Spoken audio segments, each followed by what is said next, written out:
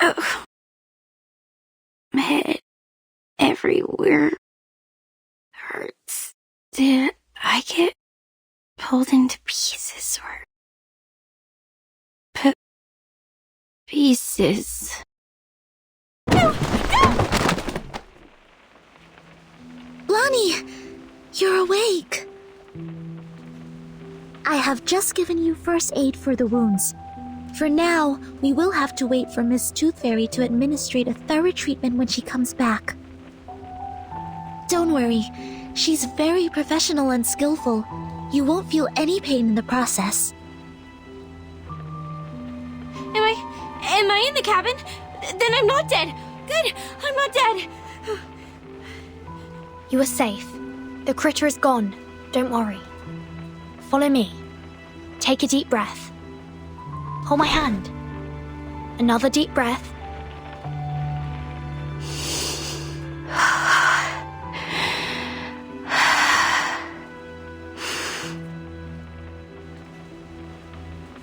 Do you feel better now? Thank you. I feel much better now. Oh, Anne! Where is she? Did she get hurt? We didn't find her in the woods. Wasn't she in Michael's car? No, she wasn't. She jumped off. She saw me being attacked by the critter and jumped out from the side window. Oh no. The butcher, he must have taken Anne, must be with him. I saw him too. He was walking towards her. Just like what would happen in a horror movie. It's okay. Here, take my hand. We know where she is now. This is good. We will get her back safe and sound. Okay. I understand.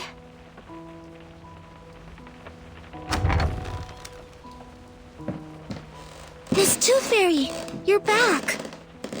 Where is Michael? They have gone.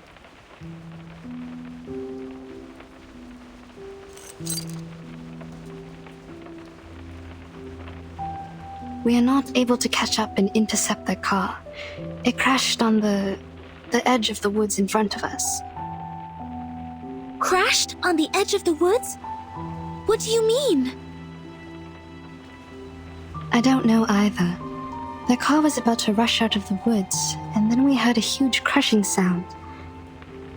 The front section was squeezed together, and the rear wheels were lifted in the air. And there was an explosion. Looks like the car was crashing into an invisible wall. It happened right in front of us, too quick and too astonishing. We got to the car. The fire caused by the explosion was being extinguished by the rain. We found no one but this key. Is it yours, Blonnie? No, never seen it before. I always have some decorations or a doll attached to the keychain. This one is rusty and too plain. It smells weird too, like dirt. Anything special? No, neither mark nor labels. We didn't find anything to match it in the car. First the lone wolf, then the people who failed to escape. Things are getting too complicated, but there's one thing that I am certain of. We are now caught in a dangerously and classically plotted horror movie.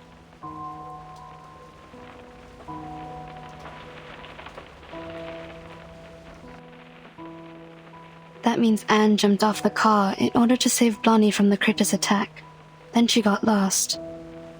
According to Blonnie, the last thing she saw was the approaching butcher from the woods. She's in great danger. We must act swiftly to save her.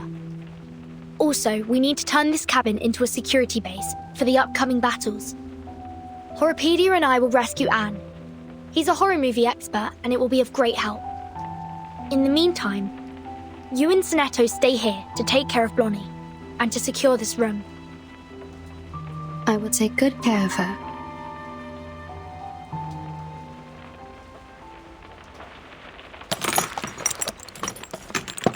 Ow! This hurts! Please bear with me for a minute. The wounds caused by critters are prone to tetanus. I need to thoroughly sterilize them. How about some painkillers? Give me some! I'm very sorry. I don't have any with me. Didn't you say your treatment wouldn't be painful? I'm terribly sorry for what you're going through, but this is not the typical kind of treatment that we used to receive from her. How did she do it then? She would...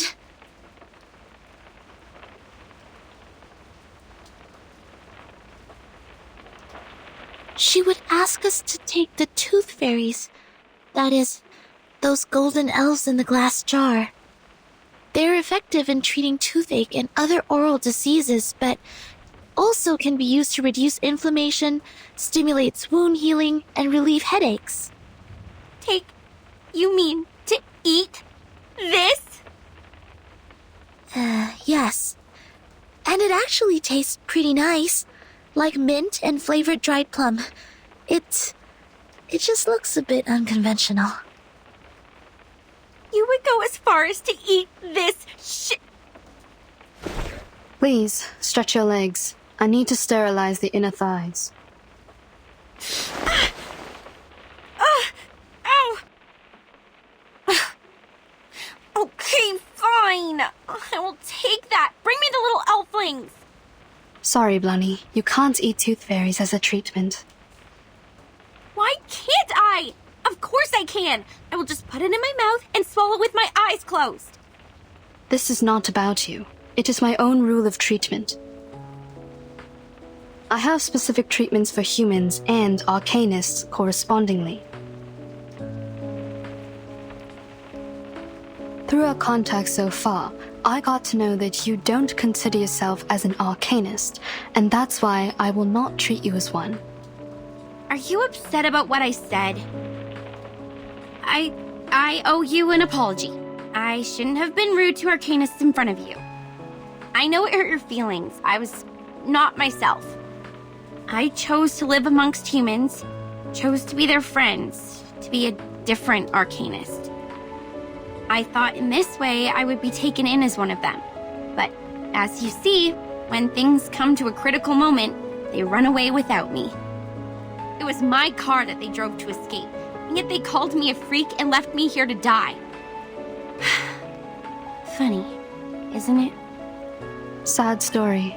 I feel sorry for you. But still, you can't take the tooth fairies.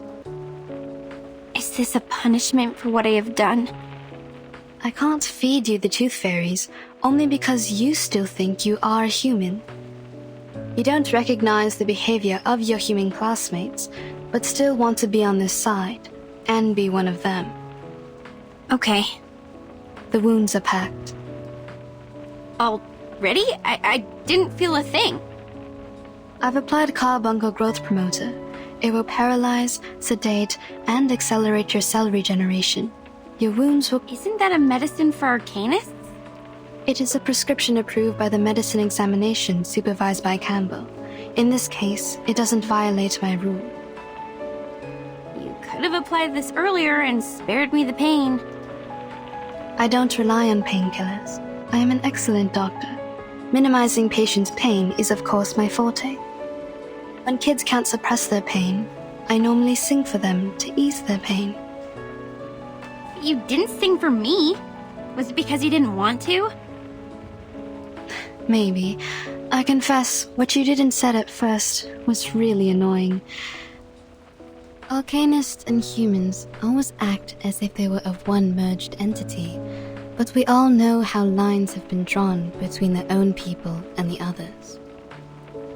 You grew up among humans, and you learned to look away from the truth as they did. Oh, but you do react better to the medicine for arcanists. Your blood is bringing you a good outcome. Look. In another half an hour, your wounds will be fully recovered. By then, you will be able to jump and run freely, as if you were never hurt. However you feel about your ancestry, it is helping you out. My wounds. I could outcome.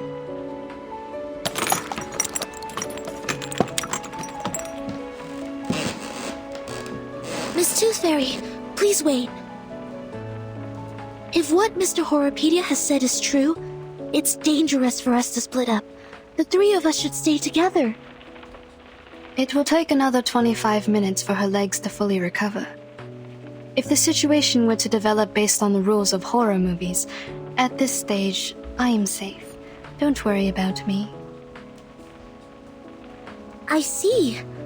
Have you also done a lot of research about this genre? Not a lot. I just browsed the secret notebook left by Horrorpedia in the infirmary.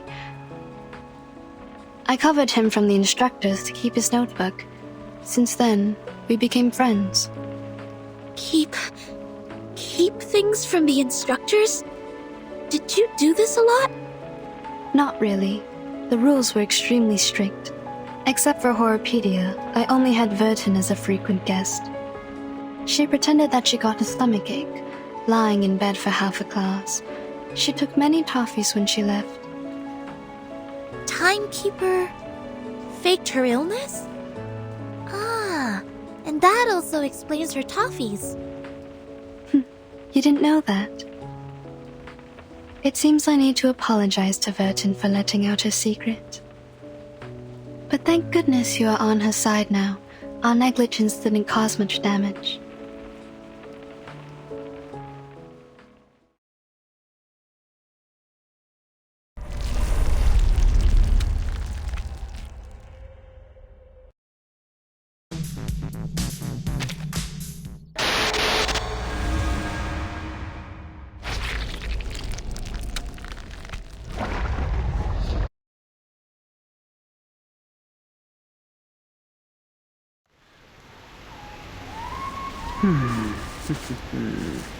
The last girl normally has 2 categories. Anna's the exemplar of the first kind. Pure, innocent, and mild like a virgin. The second kind is those cool girls. More condescending, erudite, and sophisticated. This category can easily tackle any difficulties and make sensible choices, like our Miss Tooth Fairy. They are all good girls, approved by society. Therefore, people reward them with the privilege to survive. The Critter's Claw and the Butcher's Cleaver will never hurt them or kill them. So what do you mean? I mean, please don't worry. Anne will be fine. She is safe. She is particularly safe before we die. But if we lose her, the probability of our death will go up, up, up, up, up, and up. Very comforting. Wait, the carcass of the giant critter is missing. Maybe it's not totally dead and has crawled back to its den? It was dead. I've checked and there was no way it could survive. Here in the mud, it's the fur. Oh, also, what's this?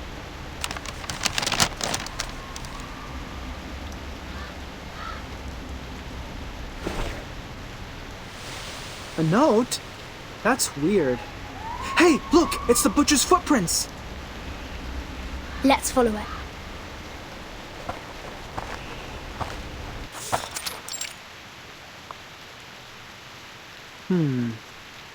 The footprints disappear. The soil here is less moisturized than the outside, so the footprints are barely left. This smell. I think I've smelt this before. The key. This is the smell of the key. The moss here is definitely special. We need to take some samples back for Miss Tooth Fairy. Vertin? Is that you? It's Anne's voice. She must be here. Anne, can you hear me? I'm here! I'm like below you! Below?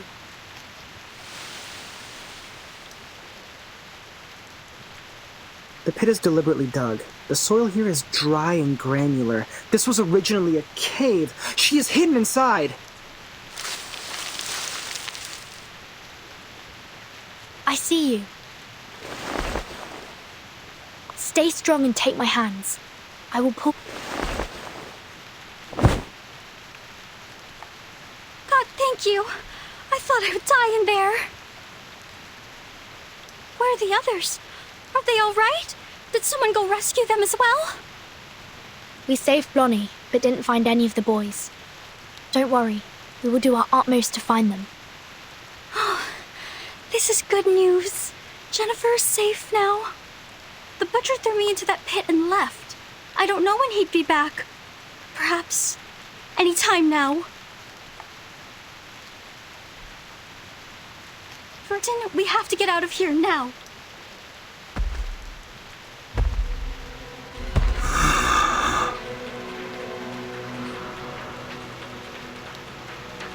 Just as the classic plot goes, this is the right timing. Step back. He can't kill you, but he might hurt you. No, I will fight along this time. I can't be a burden to you now.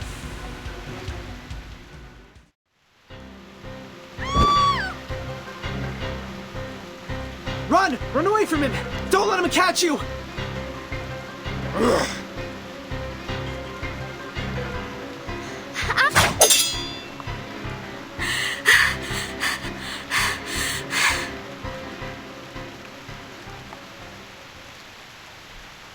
That is... No! No! I won't allow it!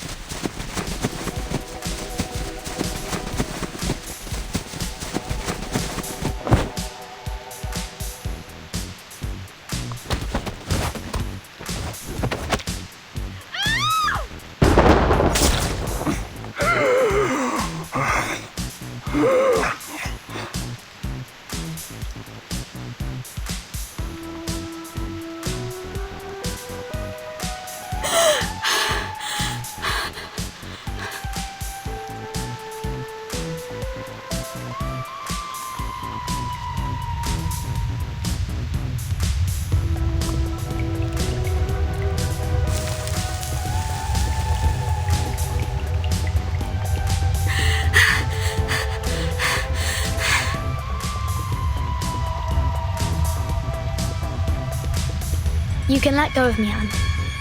It's over. Oh, right.